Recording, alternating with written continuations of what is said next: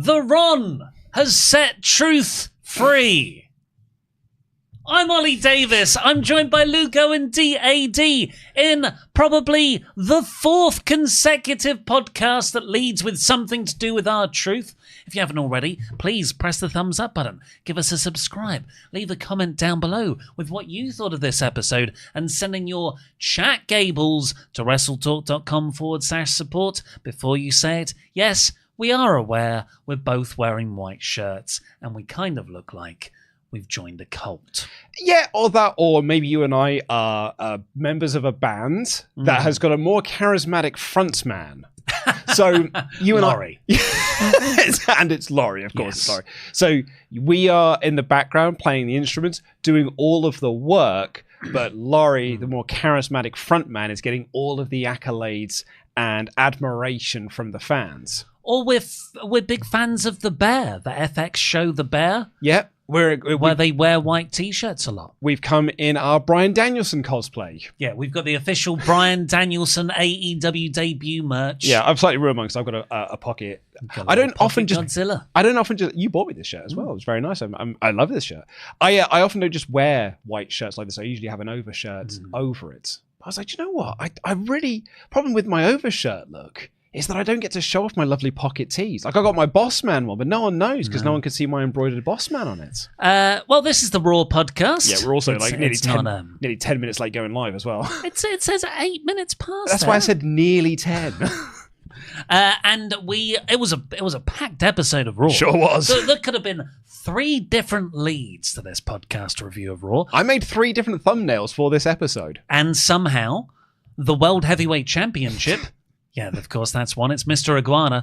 The World Heavyweight Championship changing hands. Jey Uso's 7-8 week reign was the third most important thing we decided. So we were going to lead with Gunther winning the world title because it was the main event of the show. It's what closed out the show. And it's pretty big news. That's a world title change. The first title change on Raw since like Big E won the WWE Championship. But what about the Rhea Ripley Io Sky? I'm talking about just the men's side of things, yeah. So, it's a big old title change on Raw.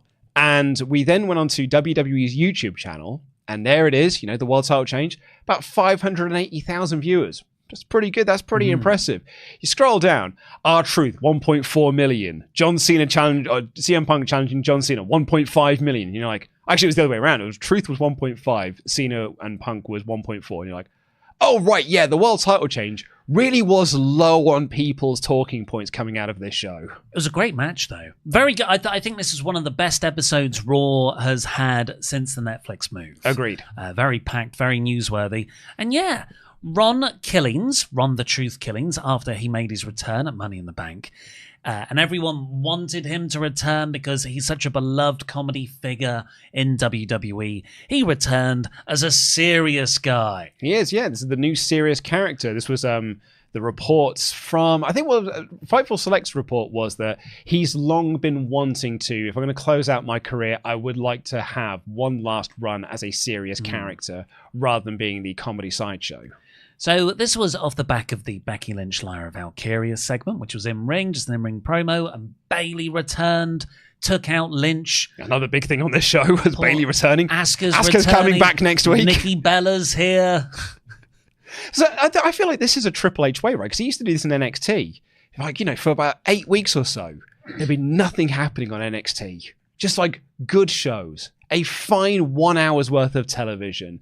And then there would just be 1 week where it's like, and here's 7 big things that happened on this one episode. And then it's a big takeover. And then you go back to 8 weeks where it's a fine show. Yeah, I don't know whether this was always the plan, where he's like, well, WrestleMania happened. We're going to hit a lull. And let's kick things back up for Money in the Bank into SummerSlam. This is now the road to SummerSlam. And this was always meant to be a big show. Well, or there have been consistently low viewing figures for Netflix, reportedly, with Raw. It's not even reportedly. Netflix literally released their numbers, and they are lower than they have been previously. Yes, yeah, but it's very opaque. It's a lot of trying to figure out things based on other numbers and reverse engineering. But even the numbers that they put out are lower each time they put them out. So even though they put out like the amount of hours watched It was lower than the amount of hours that were watched the previous week, and that was lower than the hours that were watched the previous week. There hasn't been a report, though, like we used to get in the Fox or USA Network days, where Netflix are unhappy. Oh, yeah, which is why I don't think this is a panic move to low Netflix numbers. I think this was always the plan. This has been advertised for weeks to be a big show. Yeah, with the Gunther Jey match. World title match. John Cena was advertised for this show weeks and weeks and weeks in advance. Nikki Bella was obviously advertised over the weekend. I think this is always planned to be a big show. You heard it here. Luke says R-Truth coming back was always the long-term plan. It was always it was a work, brother. It's all just part of the story. So poor old Bayley, she gets in, she makes her return. Wow, that was good. Before you can even react to that, R-Truth is stepping up onto the commentary desk. He's got a mic and he cuts a promo. Yeah. He says, don't let anyone tell you your voice doesn't matter. He's back because you all wanted it. R-Truth is back for you, but back for him too. Because while we all love R-Truth, he can be too funny. Yeah, he can be too nice. He can be too forgiving. To anyone who thinks he's a sideshow act or a gimmick, he got out some scissors and he cut off the dreadlocks off his hair. Mm-hmm. And he said, the truth has set me free. I am Ron Killings. Now put some truth on my name. Yeah, I am the truth, the whole truth, and nothing but the truth, so put some respect on my name. Great promo. It was it's such a good promo. It'd be interesting to see, and please do chat in. A lot of people don't know he used to be serious. Mm-hmm. But we first really experienced him as a TNA guy. Yeah. And he was a very serious... Obviously getting rowdy first. Getting rowdy with R-Truth. But he was with Road Dogg, not R-Truth. Yes. It wasn't R-Truth and K Quick. The whole gang. K Crush is in there as well. Ron Killings. Sorry. But he was a serious guy in the NWA TNA days. Mm-hmm. He was being positioned for the main event. He's a 2-time NWA world champion. His first set of promos were those like serious, angry promos, and they were about, ironically, WWE releasing him. Yes, and he sort of, added a more racial tone to those things, like saying he was being held back because he's black. But here, it's more like, no, I'm not a joke. I'm going to be a serious guy. Yeah. Again, is it a work? Has this been part of the plan all along? You can tell, again, that it's not a work and it's not all part of the plan because he's not in a feud with John Cena. CM Punk is. Yeah. Yeah, that would have been the logical next step. So I suppose that a very good delivery. But what next? That's good. That was going to be my question because it's not Cena. Like, they're not going into the Cena program because Cena is going into a program with CM Punk, and then that will likely lead to Cody Rhodes at SummerSlam because Cody pinned him at Money in the Bank. So then this R-Truth thing is not going towards a pay-per-view unless it's another Saturday night's main event deal. You do that on the show that's kind of going after All In, or you do it on the NXT show to compete against All In directly. So yeah, I don't know what you do next with R-Truth. Also, we don't really know what like the deal that he's got looks like. So it's hello, Ben. So we don't know what this deal looks like. The report from was it Body Slam that said it's not a usual active contract that he has signed. The deal is likely it's a short-term thing. Fightful said we don't know what the length of the deal is. So this could just be like a handful of months, just one final run. But I don't know what that would entail. It could be, hey, AJ Styles didn't mention the IC title on this show. It could be another dropped IC title thread for AJ so that Ron Killings can pick it up instead. I think that's where it is. Yeah, it's the IC title. It's a mid-card title thing. I don't see him teaming with The Miz to go after the tag belts. We had that already. I think, and this is a solo single story for R-Truth. Yeah, and I don't think it's Gunther either because I can. Because I can see where the Gunther direction is. I can in my mind's eye I can see where they're heading with that. The other potential could be maybe he's the fourth guy for the Money in the Bank Money in the Bank, the King of the Ring first rounds. Yeah, but you know who I've got? I mean, samesies. Ilya Dragunov. Oh no! Apparently he's had a bit of a setback with his recovery, and it's. Yeah, Sean Ross Sapp was saying that it's very unlikely to be because it would be a hell of a recovery from the injury that he got. That was a year ago. Yeah, and he got a really bad injury. A year should be long enough, Eddie Kingston. I miss you. Do you see the video he posted? Yeah, it looks rough. Oh, man, it's awful. It's like me at the gym when I have to do my weights. Yeah.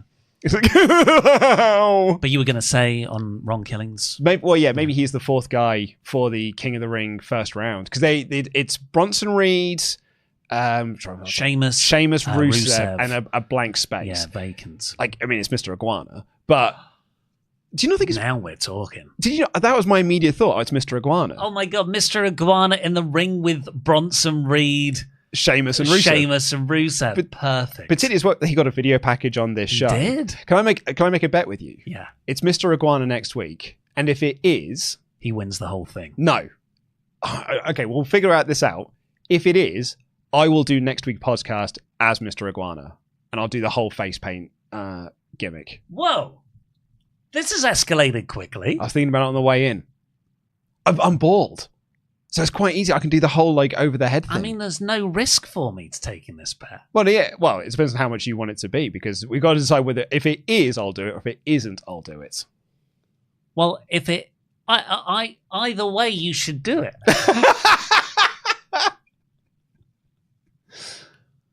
You obviously want to. Well, I think it would be funny. I think it'd be very funny. Yeah.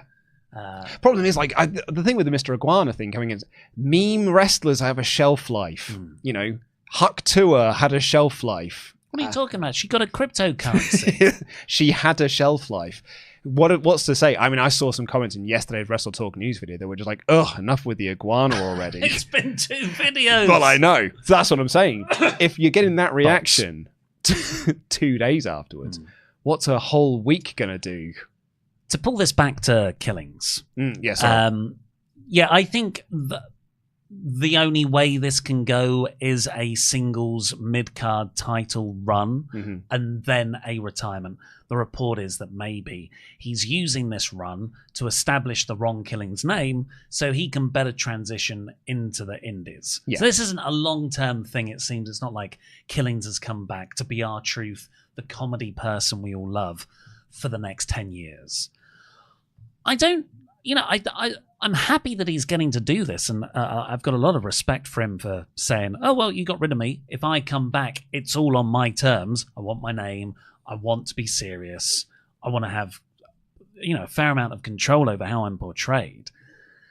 But I don't know if coming back as the serious R-Truth works in 2025. Well, it might do. It's just we don't know if it could do. We just don't know at this point, and I don't know if it's what the audience wants. Yes, that's sort of what I meant. That's sort of what you were getting at, because you could argue a large majority of the WWE audience only know him as comedy sidekick. What Cena was saying in that opening promo, calling him a sideshow act. If that is all you've known him as, all of a sudden, it'd be like if Santino came back and all of a sudden he's like, and now I'm a serious MMA fighter gimmick. Is that what people want from a Santino return? Or do they just want you to just play the hits and do the comedy routine? It's going to be interesting, because I think there will be people who will love this. But I think there will be people who are excited that he's back and then be like, but actually what I wanted was just you doing more comedy with the Judgment Day. And that's not to say they can't do the Cena thing. It's just that we're not doing the Cena thing straight away, which would be the natural direction one would head in, considering he came in and cost Cena the match at Money in the Bank. But quite clearly that is not the direction we're going in the immediate. So he's on Raw, it seems, because that's where he showed up. Dominik Mysterio is the mid-card champion now. Sure is. And there is history between R-Truth and the Judgment Day. That's a good shout. Tom and Nick Mysterio. But it's also comedy history. But maybe that could be Does part Ron of return with now I'm serious about it all? Well, that could be, you can incorporate that into the character. It's just like, when you last knew me and I was in your group, you made fun of me. You made me do these sorts of things. But now I'm not that guy anymore. I'm Ron Killings. Oh, I mean, it'd be interesting to see. I honestly, I don't know, but I'm excited to see next week's show, to see what the next chapter... I mean, I say next week's show. It'll be, 3 weeks show from now when we get the next chapter of this. Let's see what you'll think on the chat, Gables. WrestleTalk.com/support. We'll read out every single one over $5.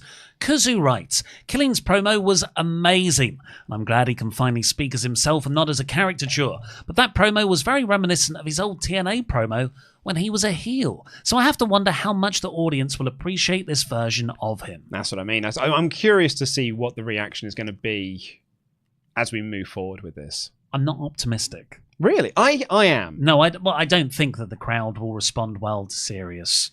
I think they'll be respectful and go like, oh yeah, but I don't think it will move them in the same way that Comedy Truth would have. I think him having his contract not renewed and coming back, I think will give him a lot of... It's like the Wyatt Six. Like the Wyatt Six was always going to succeed because of the tragic passing of Bray Wyatt. People, like fans, wanted this gimmick to work. I think it will be the same with Ron Killings. People will want this gimmick to work. RB Harnin says, hey guys, this episode just proves to me that Gunther's booking has been so bad. WWE has clearly tried to make Gunther a babyface for a while, but the crowd isn't cheering. So now the inevitable Seth-Gunther feud will get Seth more cheered, which isn't good. So I don't think it will be a Seth-Gunther feud. You don't think? Well, of course, it's going to be Gunther versus Jey. No, I don't think it's going to be that either. They're going to run it back, baby. The third time. Yeah, I don't think it'll be that either. Oh, well, we'll come on to that later. Bo Josh Horseman writes, I feel like the need for viral WrestleMania moments completely ruined Gunther's booking long term. The Mania build-up was dragged out for months, then his reign was basically just interrupted so they could have the moment of Jey winning at Mania. I will disagree slightly on that, only because Jey should have been the world champion. He was the most over guy. If you have a guy that's that over, it's the LA Knight argument. He's so over, why aren't you doing more? Why isn't he in more of a top title picture? So Jey winning the world title at WrestleMania, I think, was actually completely the right move. What doesn't work is what they did with Jey afterwards.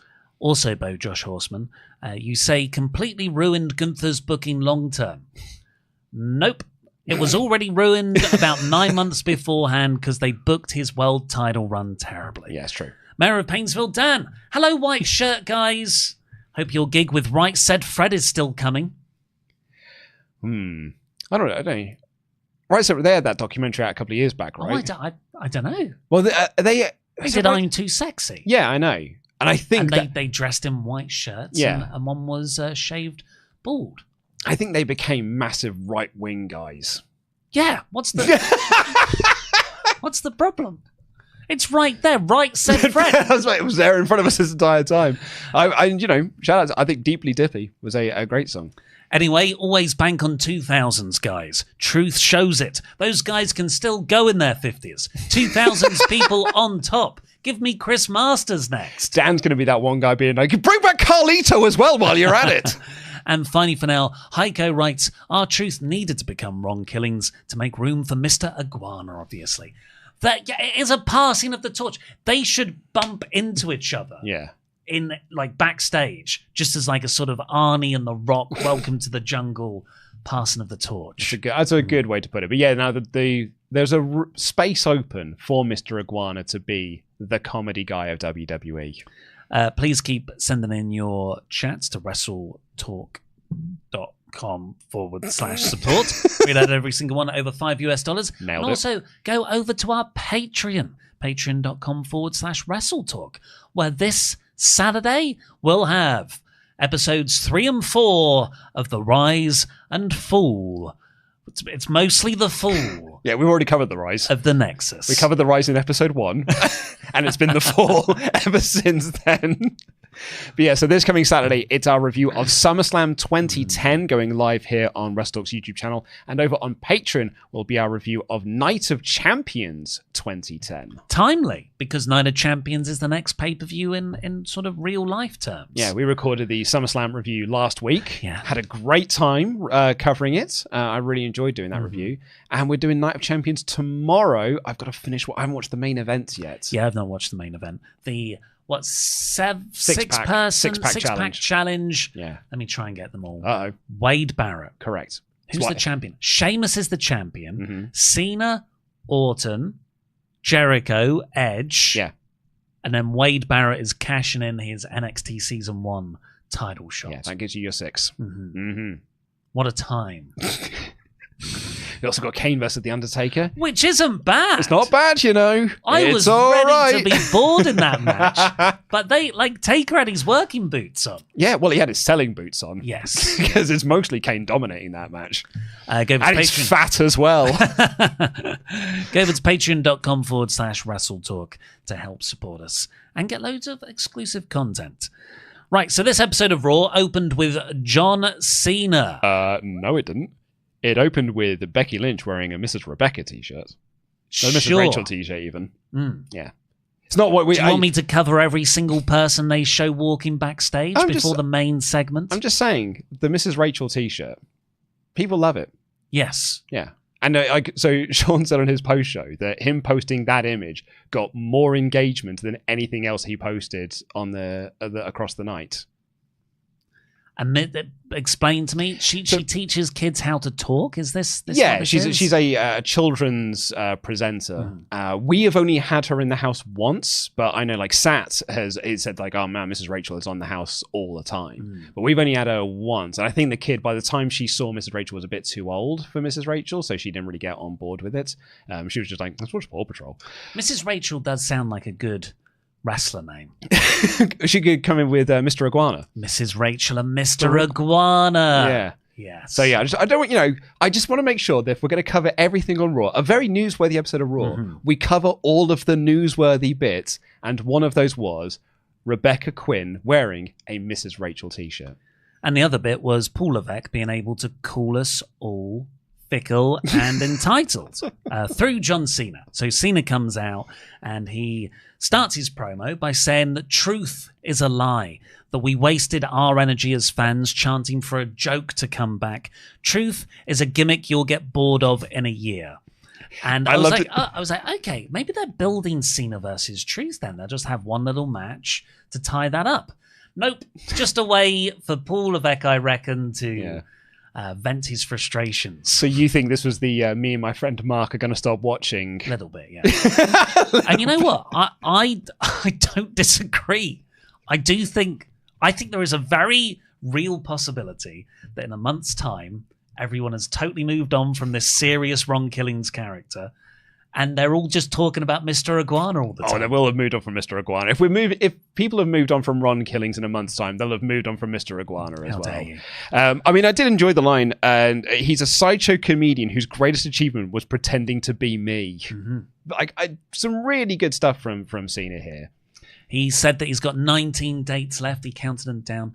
Was this the first Cena appearance on Raw since the post-Mania one? Yeah. Yeah, so quite significant. Well, he is now a Raw champion because he's facing CM Punk. He says, don't waste our voices to send him clowns. Send out actual competition. And, the voice of the voiceless then quite poetically makes his entrance. It's CM Punk. I'm sure you loved the opening line of this promo. Oh, what? Well, I haven't written it down. He said, I hope you're comfortable, John. Oh, I didn't pick up on because that. I've got some things to get off my chest. Oh, the pipe bomb line. Yeah. Very first line. Well, I was too busy writing, ha, ha, ha. They literally waited to the day after Money in the Bank to do Punk Cena. The one... When we looked at like the WWE calendar post WrestleMania, like, well, okay, Backlash is in St. Louis for Orton. That's his hometown. Well, it's not going to be Saudi Arabia, and there's Money in the Bank right there. Yeah. Just like the famous Punk Cena 2011 Money in the Bank match. But they had better plans. No. Tag team match player. So Punk frames this around, you are the corporate champ, Cena. You kiss the final boss's ass. You're here to ruin wrestling. But I'm not here for TKO. I'm here for the people, not the billionaires. Isn't what he said when he first came back to the company? He said he's here to make money. Yeah. Not make friends. Well, and I don't think he's ever said, I'm not here for the fans. I guess that's true. I think what sort of what undermines this promo ever so slightly is being like, I'm not doing things that the billionaires want me to do, but I will be wrestling in Saudi Arabia. Yeah, so just to speed through the rest of the content, which was very good, but a bit too kayfabe for my liking. It was a lot of Punk saying, what you're doing right now is wrong. That title can turn you into a bad guy. That happened to me in 2012. That's why I've stayed away from it. I don't want to be corrupted again. That's why you're trying to win the Royal Rumble and the Elimination Chamber? Seemingly, yeah. And then but now he realizes he has to win it from Cena to save it again. For you people. It's the babyface, you people promo. And then he makes the challenge to Cena. You can choose when I'll face you out of those 18 remaining dates. And Cena says, okay. And he's got this knowing look in his eye. Let's do it at Night of Champions. You're going to follow me to Saudi Arabia. Yeah. And that's all they did. Punk never said, I will never go to Saudi Arabia. But they never will do that. The commentators never said it. But they did as much as they could to lean into the idea that Punk going to Saudi Arabia is a thing he doesn't want to do, and Cena has goaded him into it. And I guess they're saying Punk values the people so much that he will go to Saudi Arabia in kayfabe. He's only going there in kayfabe to win the belt. And if you're trying to kayfabe this non-kayfabe character point of Punk, that he won't go to Saudi Arabia. That is a shoot tweet that he made 5 years ago, by the way, if you don't know. He told The Miz to go suck a blood money covered dick in Saudi Arabia. You effing dork. Which is my favourite bit of that, you effing dork. And, he's never said anything about Saudi Arabia in interviews. No. But that tweet is pretty full on. Yeah. And you can, based on what else Punk likes to talk about politically, you can join the dots and probably go, well, he probably doesn't like all the human rights abuses by the Saudi Arabian regime. True, but also it could just be a case of I've got my morals, and if you don't like them, I have others. Well, that's exactly what it is. I can't say that for sure. I don't know the man personally, but it is a hell of a. It's quite a direction to go from. That tweet to The Miz, which by the way, reportedly he made up with The Miz on when he showed up at Raw, yes, before he got kicked out. Apparently he made amends with The Miz over that tweet then. So it's quite a swing to go from there to I will wrestle in Saudi Arabia and I will collect my paycheck. Thank you very much. May I have another? So, I mean, but along the way, I think in the last 7 years that you and I have been doing this show, and in the last, well, actually, it's 7 years, 8 years now since the Saudi Arabia deal has come, I feel like the perception of the Saudi shows has changed, and they are it's no longer Goldberg versus The Undertaker, it's no longer Brother Destruction versus DX. They're just regular shows now. Women are on these shows, and you can make the argument that he's going to go there. Yeah, I can't be a force for change unless I'm part of the change itself, which is what WWE have always said about the reason why they're doing shows in Saudi Arabia, and it's what the defenders of the decision to go out there is. So maybe it is just that position. John Cena said he would never go back, and then he did. Sami Zayn wasn't allowed to go, and Kevin Owens wasn't go either, but they now wrestle on those shows. That's because Sami's now allowed to, and Kevin's going in support of him. So maybe it's a case of like, I said that 8 years ago, I said it 5 years ago, but times have changed, and I can see that the regime has changed, and I now don't agree with that Punk from 5 years ago. Could be a defense that he has. That is probably the most generous version of the reasons, yes. But sports washing works, is the sad truth of all this. Mm-hmm. Back in 2018, 2019, post the immediate aftermath of the murder of Jamal Khashoggi, everyone was like, whoa, don't go over there. But time's the great healer. It's 5-6 years since then. They haven't grounded a plane for many years now. And, they keep giving people money. They keep giving boxing money. They keep giving movie stars money. They keep giving golf money. They keep giving WWE money. The reason they give all those things money is to improve their reputation abroad and to cover up the human rights abuses that are against the regime. I completely agree with you. That's why it is. And CM Punk is framing it like he's doing it for us here in this kayfabe promo. It is kayfabe, but it is quite transparently a cynical way to retcon the reason why he is going there and saying that he's doing it for the benefit of us, as opposed to what it really is, your favorite rock band totally, utterly selling out. Yeah. And it is what it is. I don't feel any ill will towards him, but it is absolutely a hypocritical thing to do. Yeah, it's a wild position for us to find ourselves in. And actually, this is going to be the thing that he was always going to come up against since he returned to WWE. It's one of the first things we talked about when he came back. Was like, man, what are they going to do about the Saudi Arabia shows? And then when they wrote him off TV, or rather, he wrote himself off TV before the last Saudi, we were like, oh, that's pretty funny. That's why he's taking a month off, is that he's not around storyline wise for it. But we're now doing a program between Cena and Punk, where Punk's real life thoughts about the Kingdom of Saudi Arabia can't be referenced because there's no way that WWE are going to go out on TV and be like, this man thinks that they got bad human rights violations. But they are, for you and I and people watching this at home who know, going to try and lean into that ever so slightly, but never saying it.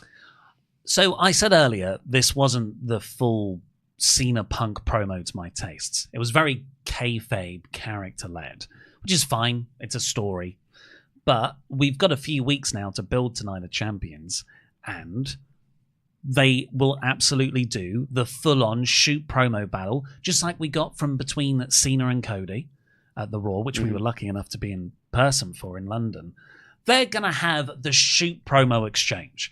That's going to be better than that actual match. But what is there left to say? Well, I think Punk will call out The Rock a lot. Yeah, but he's not part of this story. Really, he brought it up here. He brought up the final boss. He brought it up. But he's not. But he's not coming back. Well, I think they'll use that as a smokescreen to not cover up, but to distract from why they're not talking about Saudi Arabia. Oh, that's interesting. Okay, fair. Yeah. That's good. But then that's not a shoot promo, then, is it? That's still within the world of kayfabe. Well, it's a work shoot promo. Yeah, okay, but then Punk I don't think that's leaning into the Punk shoot. Will talk about how desperate The Rock is in real life. Yeah, exactly. I fully expect I will do Mr. Iguana if that happens. If CM Punk is on TV, but like The Rock's Hollywood career was tanking, so he came back to wrestling. Then once his career took back off, he left us again. I think he will say something. I don't think he will to his boss or about his boss. No. His boss's boss. Rock's unlikely. But I think we are going to get the shoot promo, the work shoot promo between Cena and Punk. And they've already lent into it here with a sort of wink wink. Do they? I don't know how you do it. I don't know. But yeah, I'm glad that we're finally doing Cena and Punk. In Saudi Arabia. I think Money in the Bank was the better opportunity to do this match. Oddly, the tag match feels way more like a Saudi Arabia match. Yeah. Than Cena and Punk does. I think they booked so many shows recently, they got the dates. Oh, Smeg! That was my... Oh, I thought that was Night of Champions. Damn it. They've also booked a load of men's matches for Evolution 2. Like, oh, damn! Did we put it on that day in the end? Which of the 3 shows that weekend is this on? So then Seth and his faction walked out and held the briefcase. And I was already like, here we go, 20-minute Seth promo. Never said a word. I thought this was a red herring. Because he was cashing in at the end of the night. And I was like, genius bit of red herring work, that. It was just a herring. It was just a herring in the end. Straight up normally coloured herring. I mean, I still do think it's a red herring. I'll get onto that in a little bit. Then we got Chad Gable versus AJ Styles. AJ Styles beat him. That's all there is to say there. It was very quick. Yeah, interference and distractions. Yeah, a little bit. So just to let you know, just keep you up to date with where those are at. Then we got I foolishly wrote this in my news, and hopefully Wes cut it out. I haven't watched the video yet, but I could not say this. The first one of 4 of round 1. One of 4 of the round 1 fatal 4-ways. Yeah. We got the first of round 1. No, sorry, what is it? So the first of 1. The first of 1 of 4 of first round fatal 4-ways. So this is for the men and the women. This is Queen of the Ring. One started here. It was Roxanne, Perez, Rhea Ripley, Liv Morgan, and Kairi Sane. Got to give us Triple H, smart guy. Because you know what the brilliance of Fatal 4-Ways is? It's no DQ. And you don't have to pin Rhea Ripley. You can just put people in to get pinned that you don't really mind getting pinned. And you can just do loads of interference spots. And no one will mind. Because Michael Cole will be like, there's no DQ. Yeah.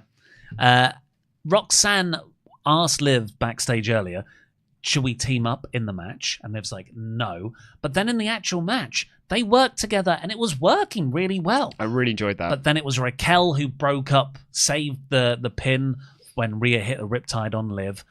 But Roxanne waited, and they showed a replay of this afterwards because you didn't see it in the moment. She waited for Kairi Sane to hit the insane elbow, then ran in, broke up the pin on Liv, but in so doing, pinned Kairi and won it herself. So really good finish. I loved so much of this.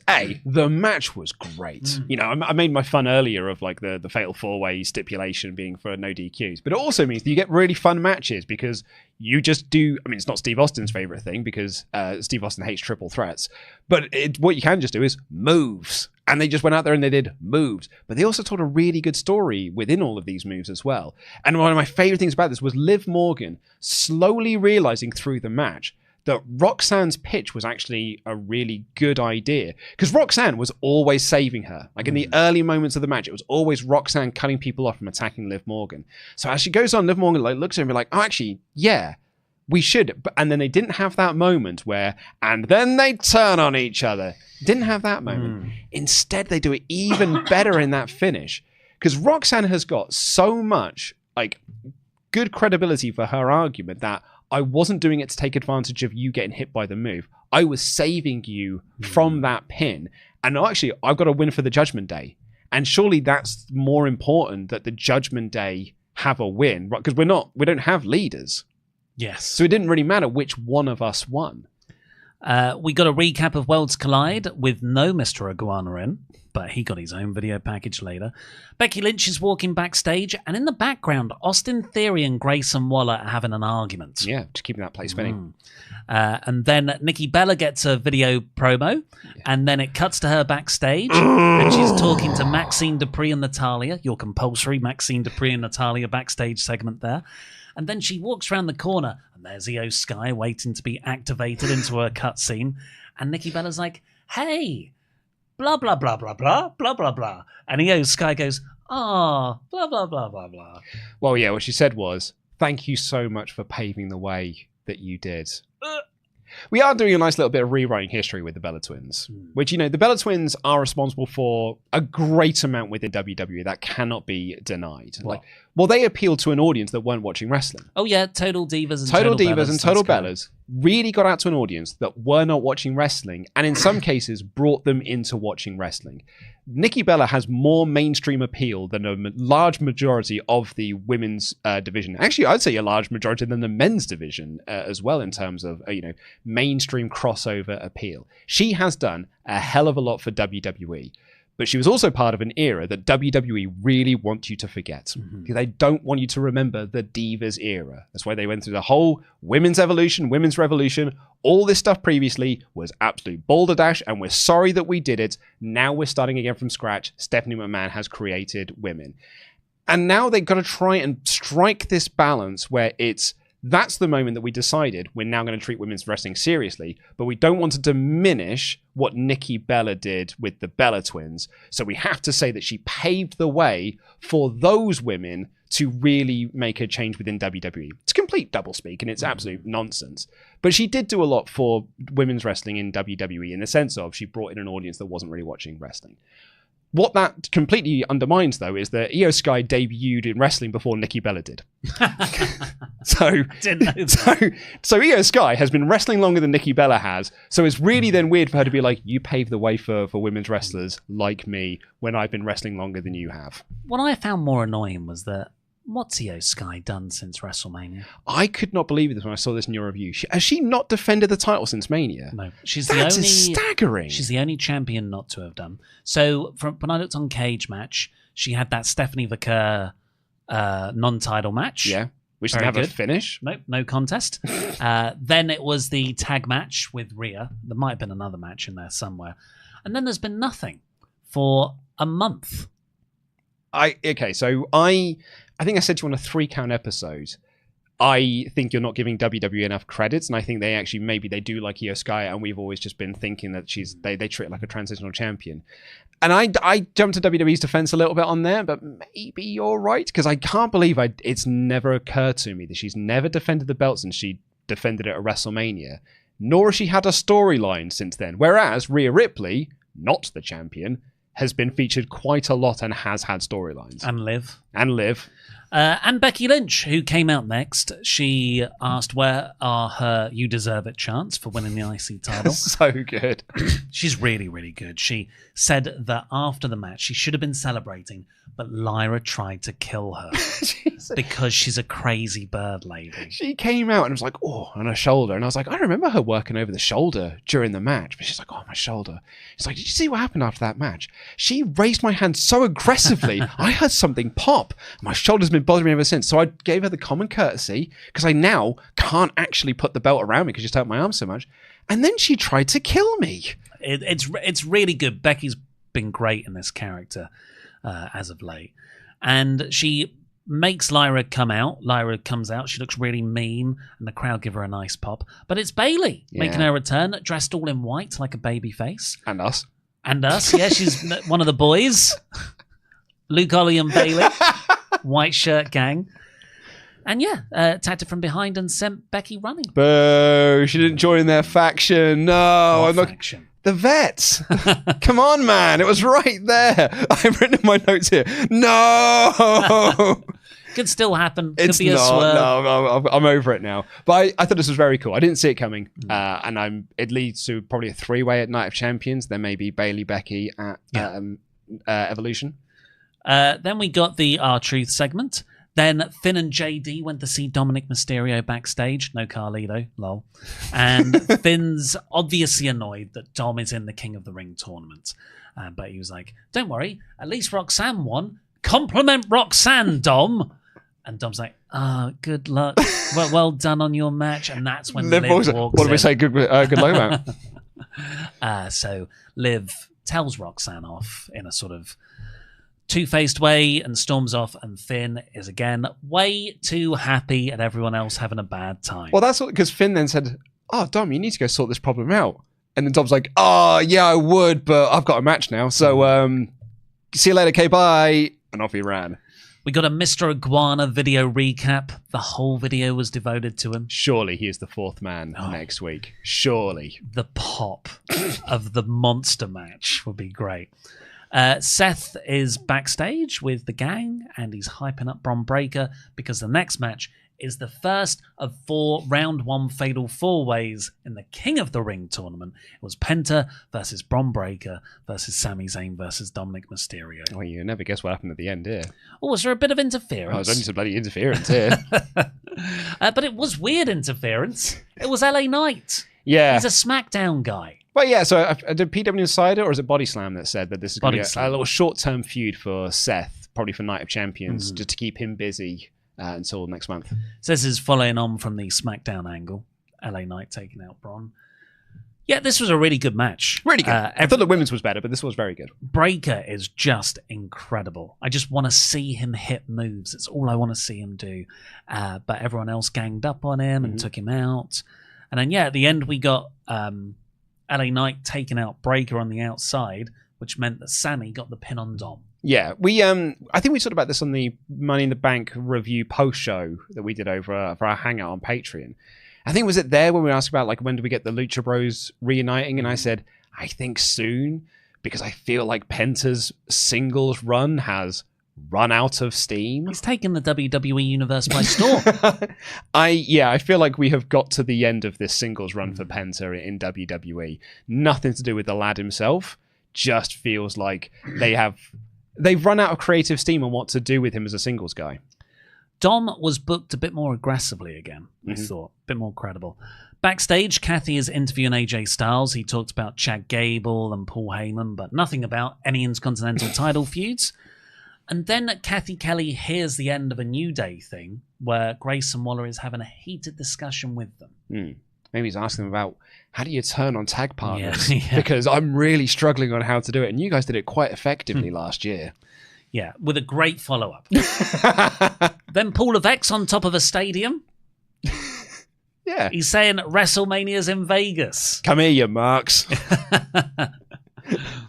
Then we got a video package for Asuka's return next week, which is great news. She'll be in a 4-way against Raquel Rodriguez, and who's taking the pin? Ivy Nile. I saw Ivy Nile on that graphic. I was like, there she is, taking the pin. And then we had Nikki Bella come out, and you can look, but you can't touch. I almost got PTSD. Oh, not a Bella's. I'm not a Divas era wrestling fan at all. No, neither am I. No, because and this is like the theme tune to that era. Yeah, it is. And hello. Like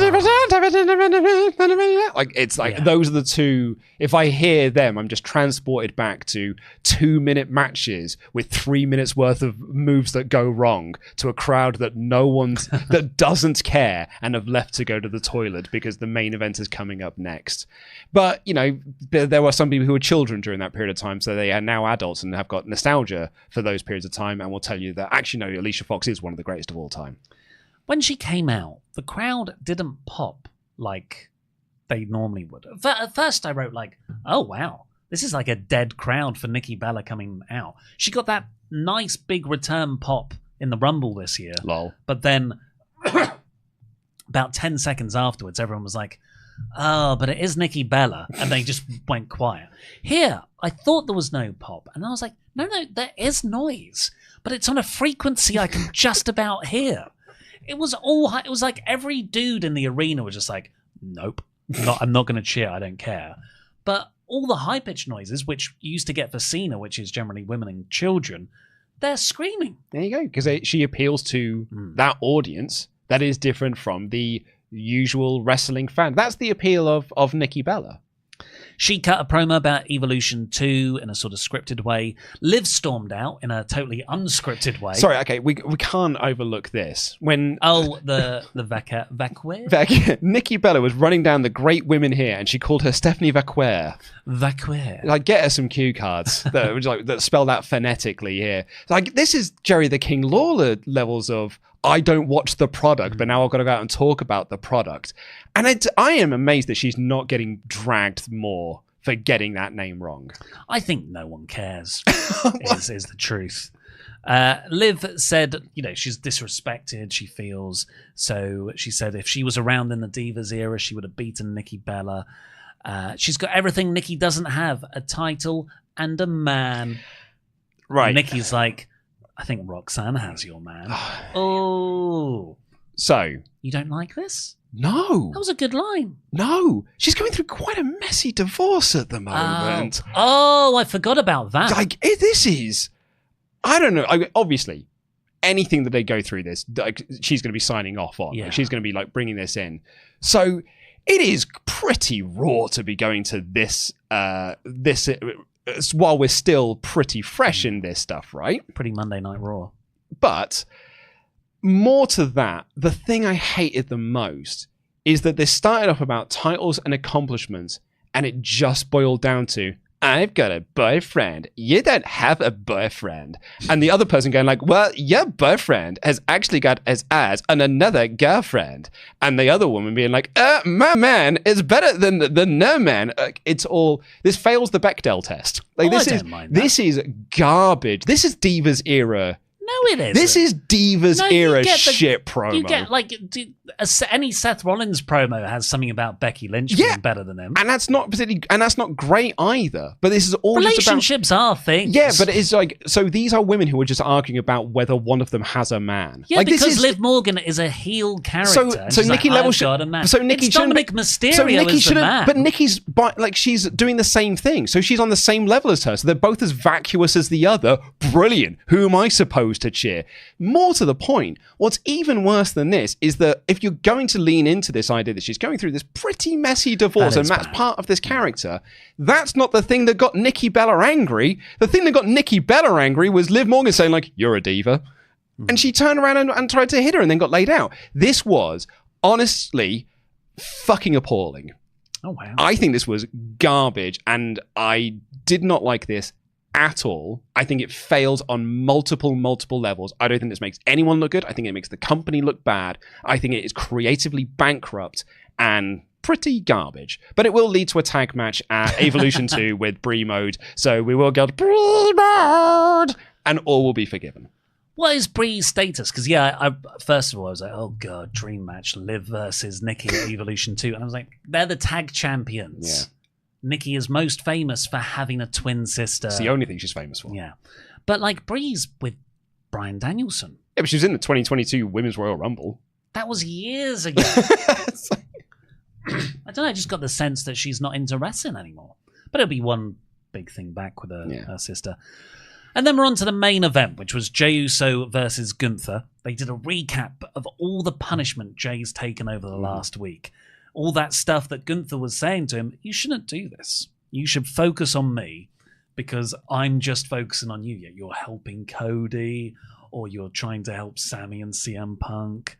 It's the Seth Rollins story from last year with Drew McIntyre. Yes, and it's a good story. It's a good story. And if it works, just do it again. But the problem is, for me, is Jey Uso, they have to have him do the same entrance. Surely this movement, doing that, hurts your midsection. Yeah, it hurts the tummy. Because you're crunching. You're pivoting from there. And the whole idea is it's his midsection that's injured, particularly off the Bronson Reed tsunami from last week. And the SIE moonsault. Yes, and he doesn't sell it at all throughout the whole entrance. No. And then Gunther does one move to it, and that's when he starts to sell the midsection. I think Gunther then, he could smell blood in the water, and I think that's some really good stuff, right? And tore the protective tape off and stuff. Really great. Then completely falls apart because Jey Uso hits a splash and does not sell it. Surely this is basic, right? Yeah. If your whole thing is you're selling your midsection, if you do a move that is based around your midsection, surely you would sell that when you hit the move. And also, I thought Wade did a great job here because when he started targeting, Wade Barrett was like, well, this is going to be a real problem for Jey Uso because what were his two moves? The spear and the splash. And that is going to be involving a lot of his midsection. This is going to be disastrous for him. So then he hits the splash and immediately goes in for the pin. And I'm like, surely the better, more dramatic spot is you hit the splash, then you sell your tummy because you've hurt your midsection, and you crawl into the pin. Not only is that more dramatic, it protects your finish as well. It's right there for the taking. It's what Rob Van Dam always used to do. Yeah. Off the 5-star frog splash. Even when he didn't have an injured tummy, always going to sell his own tummy. Because it's selling. You raise a good point there, and that is Wade Barrett was on commentary for this whole show, and Pat McAfee wasn't. It was so much better. Isn't it so much nicer? He's so much better than anyone else in WWE at color commentary. He really added a lot to this match, I thought, particularly like Gunther's strategy, like you said, Jey's injury, supposedly. Anyway, I actually thought this match was really, really good. And it gets to all the finisher stuff at the end. Even Gunther hits a spear. Yeah, but way better than Jey's. When he hit that, I thought, this is going to lead to Gunther losing because he's actually become unfocused. Mm-hmm. He's trying to humiliate Jey by beating Jey with Jey's move, just like Jey beat him with the sleeper at Mania. It's nice. But it didn't go that way. Gunther got the sleeper in, held it in for ages. It was super engaging and dramatic. Like, Jey's trying to get out. They go down. He reverses it, but Gunther puts it back in. And ultimately, he just passes out. Yeah. For a while, I was like, if Jey wins this match, this is disastrous for Gunther's sleeper hold. Yeah. Because it's been in for so long. And we have been going around in circles about what you could do with this match, with the cash-in. Does Jey retain? Deedly-deedly-dee. And actually, they just went with Route 1, and it was the much more effective way to go about this. Gunther just beat him.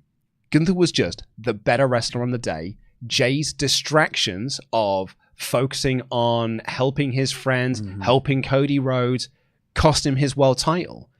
And the red herring of his coming out with his kid as well is like, well, surely that would be a fun, a lovely thing for him to celebrate with his child after he wins the belt. No, Gunther just beat him. Yeah. I thought this was really, really good, really, really well done. And now, Ollie, the vision is clear for me.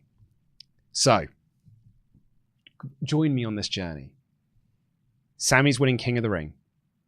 It's Sami Gunther at SummerSlam. Heist of the Century cash-in. Seth pins Sami Zayn. Wins the world title. Sami wins the Royal Rumble, and it's Sami versus Seth at WrestleMania for the World Heavyweight Championship. I like that. You could also do a version where Sami does briefly win it, but that does, like Sami just beats Gunther. Mm-hmm. Sami has Gunther's number. Seth cashes in right after. Exactly. But then you do give away the actual title run. Yes, exactly. Whereas I think you want to have Sami never hold that title and have it stolen away from him. He's the guy that can beat Gunther. Mm-hmm. I did it at WrestleMania. I'm going to do it again at SummerSlam. I like it. And they definitely are building Sami's title campaign. Mm-hmm. And he had that little flirtive look at Jey's belt the night after Mania. Yeah. I thought that was foreshadowing a heel turn down the line, but maybe it's just, man, I want that belt. It's just letting you know that's what the WrestleMania direction is for the following year. But the question is, what do you do with Jey next? I think take some time off. Yeah? Yeah. With that hot t-shirt selling and the yeeting and whatnot? I think take some time off, come back closer to SummerSlam, start a new feud, probably with Gunther. Yeah, I don't know what you do with Jey next. And I'm actually not disappointed that WWE did this flash change of the title. I think changing a world title on Monday Night Raw adds that air of unpredictability about the show, which I think is a nice touch. And this run was underwhelming. The title winner was underwhelming, and this run has been underwhelming. So I'm not all that sad that it's over. If you told us 10 years ago, someone's only going to have the belt for 2 months, you'd be like, yeah, exactly. Standard. Crikey, why'd they have it for that long? Overall, yeah, I thought this was one of the better episodes of Raw of the year. I gave it 87%. Yeah, I thought this was a great episode of Raw. Super duper newsworthy. You always want to sort of grab Triple H by the lapels and be like, you can spread this out, right? You could do this across the next few weeks. You can get your vote in. There should be a vote on the live chat now to see what you thought of the show. And in my fancy pitch as well, Gunther beats Goldberg at Saturday night's main event for the world title. Nice. Yes, it should be Goldberg going for the World Heavyweight Championship in Atlanta. That's good. Let's say a big thank you to our wonderful pledge hammers on Patreon. Johnny Trashflowers Sharp. On Top of the World and the Top Rope, David Sansone. Dr. Hook, Nolan Evans. Always Shining, Garrett Albright. Hannah A. Baby. Geordie Bus Driver, Harry. WrestleTalk's personal problem solver, Jamie Donovan. John Jenkinson, son of Jenker. The heir to the throne, Kate Ayers. Manipulating Manny Umaria. The needs of the many Cornish outweigh the needs of the few. And lastly, for this Hall of Fame class, on Tuesday, the 10th of June, 2025, greater than great, Master Nate. Right, last call for the chat Gables. WrestleTalk.com/support. Geek of Arabia writes, I wasn't going to bother with driving to Riyadh for Night of Champions. I live in Bahrain, a 6-hour drive. But Punk versus Cena has changed my mind. But I think tickets are sold out now. Opportunity missed. Guess I'll wait for the Rumble. Jam that jam. Yeah, it's on you, man, isn't it? You waited. Wait for a card to be announced. I'm surprised it's sold out already. But it's a hot ticket right now, WWE. Kevin, a very good Raw. Excited for what will happen with Truth. Praying Ilya returns next week, and a very good main event between Jey and Gunther. Cena saying, you'll have to follow me in Saudi. Made me believe Punk would be conflicted about it. And Sami won. He sure did. Yeah, won that fatal 4-way. Anonymous writes, corporately manufactured Punk declares that we're all spokes on a wheel and reveals him for the sad old nihilist that he's become. When you're a multi-millionaire, non-participation in participating in Saudi Arabia shows is in fact an option. Time to do better. Well, he said a few months back, it's like, hey, we're not a political company. We don't really talk about politics here. Dutch Girls Are Cool writes, 4 letters, 1 word, lost. Very good. By the way, you guys had a feeling that they are making Punk work in Saudi is one of those mafioso loyalty tests. I did write this in my review. It is a bit like that. It's sort of, or like those shady conspiracy corporations or organizations like the Bilderberg Group or anything on the Epstein list. Like the stories there, it's like you've got to do something that morally compromises you to get into the group. So everyone's got dirt on each other. Sort of this, a brotherhood forged through complicity. I just want to clarify as well, you didn't say Build a Bear. The Build-A-Bear Group. I was just saying, that's not what you said. No, the Bilderberg Group. Is it Build-A-Bear? No, Bilderberg Group. Yeah, just... Bilderberg Group. Yeah. But yeah, I used to work at the Build-A-Bear. Yeah. We stuffed some things, all right. Oh, yeah. Gold Ducat. I've been a huge fan of Punk for his entire career, no matter which company he's wrestling in, but I'm having real issues with him wrestling in Saudi. After decades of my unqualified support, this feels like he's let me down. Gotta be a company man sometimes. And like I said earlier, these are my morals. If you don't like them, I have others. A couple of years ago, I realised that you can't hold any celebrity or figure that you admire in like fully. Oh, you must be great in all versions of you. Punk went back. Exactly. Yeah, you know. It was around then. It was in November 2023. Aiden, hey guys, with Bayley back, it looks like we're getting the triple threat: Becky versus Bayley and/or Becky versus Lyra 3. Question is, which would you guys, qualified GMs of Raw and Smash, book? In which order, and who would you have as a champ during each? So I think I would do the triple threat at Night of Champions, then I would do Becky Bayley at Evolution. I think that's the best way. Yeah. Yeah, and then you can do Becky Lyra 3 at SummerSlam with a stip. Yeah, with a stip. Ket writes, any stip? I mean, there was a lot about raising the arm. Yeah. I think you want to do like a last woman standing or something. Who's a definitive winner? You can't hook the tights and cheat your way to victory. Yeah. We can have a definitive winner here, last woman standing. Ket, hearing Io say Nikki Bella paved the way for women's wrestling is the funniest thing ever. Nikki, one of many below average wrestlers during the Divas era, Bella. If you search the word BS in the dictionary, this segment should be front and center. It is funny. Rafael Garcia, I'm reminded of a Righteous Reg quote on a podcast when watching this Raw. This is what wrestling is all about. Disappointment. Halfway through, I realized we never got Mini Monet versus La Yezga in that partnership. Tony Khan doesn't like fun. Come on, Yezga, Cobra. So yeah, I wonder if this is because AEW never capitalized on the Monet puppets, which they probably should have done. Whereas like WWE are now like fast forwarding plans to get the iguanas. I'm first in line. Epic Gamer 2109 writes, I was 11 watching WWE in 2016 and loved hitting the Wyatt family. I loved hating the Wyatt family. I stopped watching in like 18. I got back at the Rumble 2024. I don't understand why people thought the Fiend would work the no-sell horror. It just seems bad and cringe like 2020 WWE. Well, yeah, people didn't like it at the time. When it was on, people watched those matches. We were all excited for that Hell in a Cell match, especially after that SummerSlam match with Balor. And there was that Hell in a Cell match. Just one match later, we were like, oh, I don't think this is going to work at all. And it didn't. Stephen Costa writes, Joe Hendry should be in there next week. He wants to fight Cena, and he made it to WrestleMania. This is a great opportunity. Love the Monday Night War, lads. Enjoyed last night's Raw. Asuka's back, and first match has Stephanie. Oh no, who should that? Fatal 4-way. Fatal 4-way. Hashtag, I believe in Joe Hendry.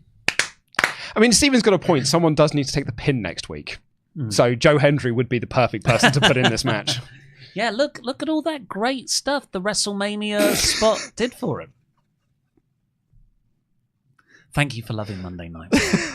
Will Campbell. Hi guys, really good main event and probably more what the Mania match should have been, though Jey still wins. That's a good point. I thought it was way better than the Mania match. Also, Triple H is clearly saying Gable is staying in the mid-card, an all-timer with Vikingo on Saturday, and then loses in barely 6 minutes to AJ. Yeah, are we surprised?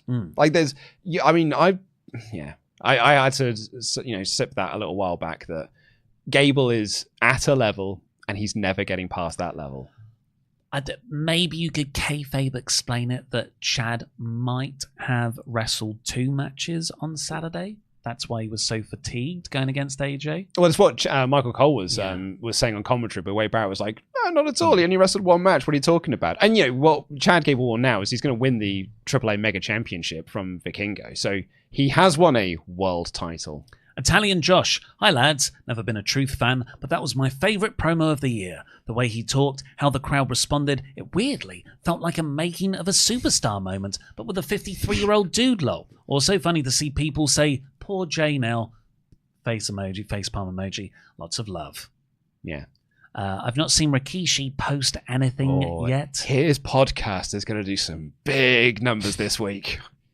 Matthew Ruck, I never seen Gunther winning the title back. I would have put money on Seth trying to cash in. Roman would return to stop him. Gunther would try to cheat to win, but Goldberg would return to stop him. What a waste of a reign, lol. Where do we go from here? Honestly, I don't know with Jey.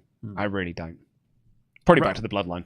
Roach Senpai, am I the only one who thinks WWE just doesn't even care about half of the titles? We might get a Bella Morgan feud, make it for the title to give it some kind of relevance. I almost forgot who's the current women's champion and when she last defended it. WrestleMania. When she won it. Yeah. So she's never defended it. No. It was when she didn't win it at WrestleMania. She defended it at WrestleMania. Good point. She went on Raw. Yes.